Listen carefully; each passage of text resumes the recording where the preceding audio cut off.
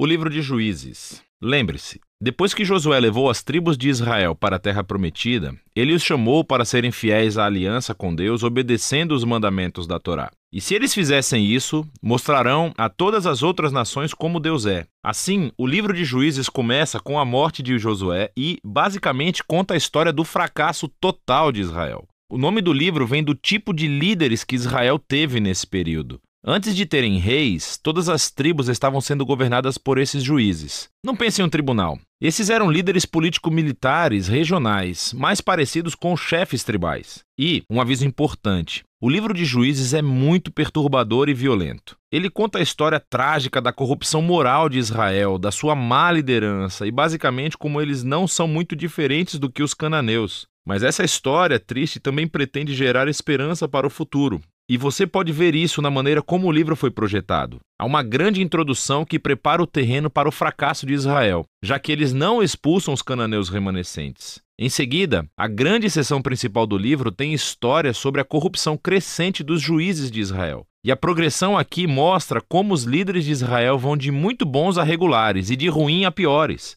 A seção final é realmente perturbadora e mostra a corrupção do povo de Israel como um todo. Então, vamos nos aprofundar e explorar cada parte um pouco mais. A sessão de abertura começa com as tribos de Israel em seus territórios na Terra Prometida. E quando Josué derrotou algumas das cidades cananeias principais, ainda havia muita terra a ser tomada e muitos cananeus vivendo nessas áreas. E assim, o capítulo 1 apresenta uma longa lista de grupos e cidades cananeias que Israel não conseguiu expulsar da terra. Lembre-se, todo o objetivo de expulsar os cananeus era evitar sua corrupção moral e a sua maneira de adorar os deuses através do sacrifício infantil. Deus havia chamado Israel para ser um povo santo, e isso não acontece. O capítulo 2 descreve como Israel tomou o lado dos cananeus e adotou todas as suas práticas culturais e religiosas. E é bem aqui que a história para. Durante quase um capítulo inteiro, o narrador nos dá uma visão geral de tudo o que está prestes a acontecer no resto do livro. Essa parte da história de Israel, diz o narrador, foi uma série de ciclos se movendo como uma espiral para baixo. Assim, Israel tornava-se como os cananeus e assim pecariam contra Deus. Deus permitiria que eles fossem conquistados e oprimidos pelos cananeus. E por fim, os israelitas veriam o erro de suas escolhas e se arrependeriam. Então, Deus levantaria um libertador, um juiz dentre Israel, que derrotaria o inimigo e traria uma era de paz. Mas, finalmente, Israel pecaria novamente e começaria tudo de novo. Esse ciclo fornece o conceito literário e o fluxo para a próxima seção principal do livro. Ele se repete para cada um dos 6 juízes principais cujas histórias são contadas aqui. As histórias dos 3 primeiros juízes, Otniel, Eude e Débora, são aventuras épicas, mas são também histórias extremamente sangrentas. Ou os próprios juízes, ou as pessoas que ajudam os juízes derrotam seus inimigos e libertam o povo de Israel. As histórias sobre os próximos 3 juízes são mais longas e se concentram nas falhas de caráter dos juízes, que ficam cada vez piores. Gideão começa muito bem. Ele é um covarde, mas finalmente chega a confiar que Deus pode salvar Israel através dele. E assim ele derrota um enorme exército de midianitas com apenas 300 homens carregando tochas e panelas de barro.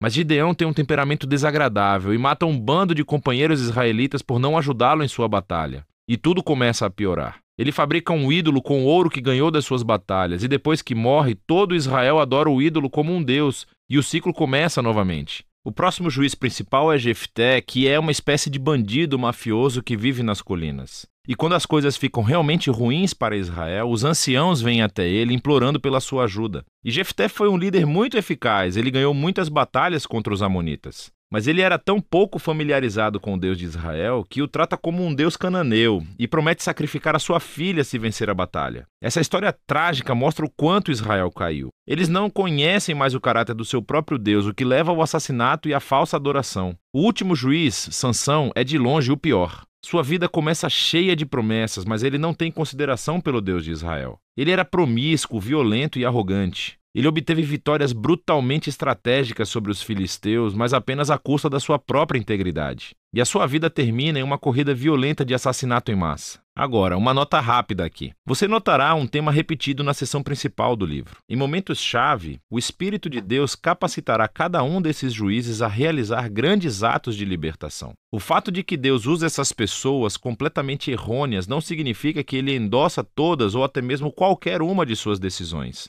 Deus está comprometido primeiramente a salvar seu povo. mas tudo que ele tem são esses líderes corruptos e, por isso, trabalha com eles. Essa seção inteira é projetada para mostrar o quão ruim as coisas ficam. Você não consegue nem diferenciar os israelitas dos cananeus. E estamos falando apenas dos líderes. A seção final mostra Israel como um todo chegando ao fundo do poço. Há duas histórias trágicas aqui e elas não são para os fracos de coração. Elas são estruturadas por essa linha, que é repetida 4 vezes no final do livro. Naquela época, Israel não tinha um rei, e todos faziam o que era certo aos seus próprios olhos. A primeira história é sobre um israelita chamado Miqueias, que constrói um templo privado para um ídolo. E ele é saqueado por um exército particular enviado da tribo de Dan. Então, eles vêm e roubam tudo. E eles queimam a cidade pacífica de Laís e assassinam todos os seus habitantes. É uma história horripilante. Quando Israel se esquece do seu Deus, o poder e a força consertam as coisas. A história final do livro é ainda pior. É uma história chocante de abuso sexual e violência que leva à Primeira Guerra Civil de Israel.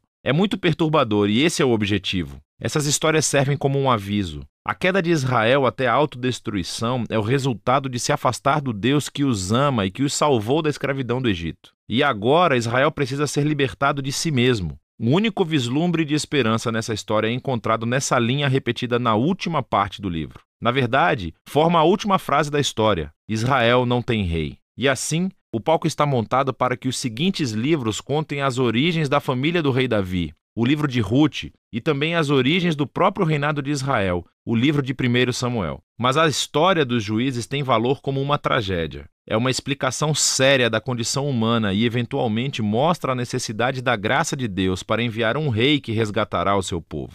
E esse é o livro de Juízes.